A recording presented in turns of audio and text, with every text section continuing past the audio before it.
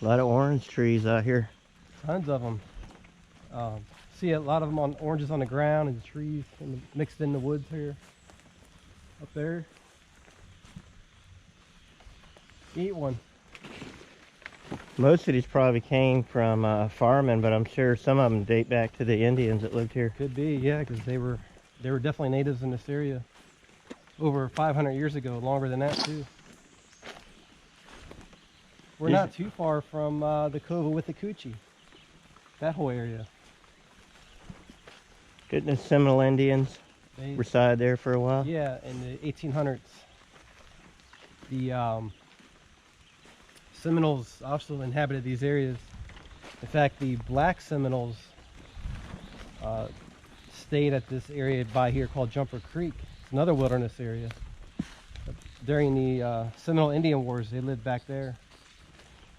And the black Seminoles were escaped slaves that yeah, the Seminoles accepted into the community. So they were great farmers. In this area where they lived at, by Jumper Creek, they developed the whole area, like farms, and I think they raised rice there too. So certainly a good place for rice. It's kind of wet in here. Yeah, a lot of interesting history here. A lot of layers of history. Look at the size of this oak tree.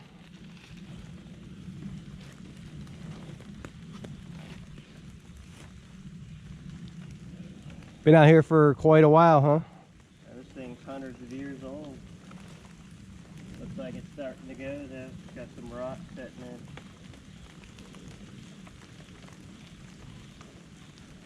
in. And it almost looks like a laurel oak tree, but it's probably a live oak.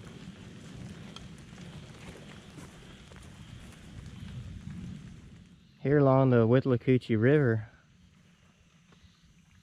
looks like there's some wood ducks on the other side of the lake there. Those are hard to catch on film. They're real skittish. So we're at an ancient Indian kitchen midden, or Indian shell mound. A lot of shells.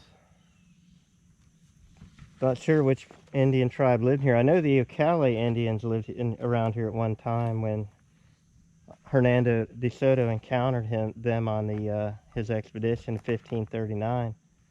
Yeah, they would have came through these areas. I think this is part of the Safety Harbor area. Yeah, the Safety Harbor culture. I believe that would belong also the Tocobaga Indians would belong in that same Safety Harbor culture. So their pottery that they produced was similar. So far, the pottery fragments you've seen out here, the limestone tempered. Yeah. Right? Yeah, I think limestone grit tempered pottery. I think I did see a couple textured ones. I'm not sure though. I don't know if I did see textured ones. I thought there was some down here. As you can see, some sea urchins down there too, fossilized sea urchins. Oh yeah, those are cool. I saw several of those laying around. Get a closer look at those. Yeah, right there. Most of these look to be limestone tempered. I mean, it makes sense. There's limestone everywhere here. And there's some fossilized sea urchins. I think they call them sea biscuits.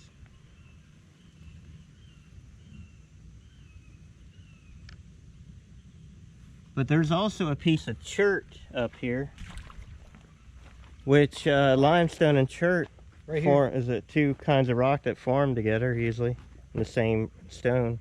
Right there. And chert is flaky and hard. It can be shaped into arrowheads and spears and other kinds of tools. And limestone is a little softer, more porous than chert. I think that's limestone there. And they would use the limestone grit for pottery, and they could use the chert for making sharp weapons. Check this out. I mean, look at the erosion here. All down here. And there's a lot of debris in here. Limestone. Look at this right here. Piece of chert. Limestone, chert, and pot sherds and shellfish. And look, there's looks to be actually kind of looks like an armadillo. The top of an armadillo shell, but I'm not sure. The Indians would eat just about anything they would collect from the forest or the river. or hunt from the forest. If you walk up here, you can see how the Midden rises above the river here. But it's packed pretty well. And there's the Withlacoochee River. Oh, let's can't forget about this cypress tree over here. Oh, there's an old rotten cypress tree. I thought this was really cool. Cypress is one of the trees that can live to be thousands of years old. This one didn't survive whatever plagued it. They usually have a high resistance to insects and rot. Which is why they're so valuable. And the wood was really valuable at one time. They cut down a lot of the big cypresses in Florida. All along this river, there would have been, this cypress tree is really nothing compared to what the size of the trees would have been along this river back in the logging era. And we've been together many times where we'll see an old cabin out in the woods, like an old homestead is still there, but the reason it's standing because it's made out of cypress wood. It's able to last over 100 years. This, these structures. So that's why the wood is so valuable. With no maintenance. Yeah, no maintenance. And in Florida, they used to use cypress for the floor joists and around the base of the house because it repelled termites. You didn't want to put pine down there because the termites would have that house chewed up in just a few short years. Yeah. So sometimes you can still see some of these cypress trees out here still alive. A lot of them hollowed out like that.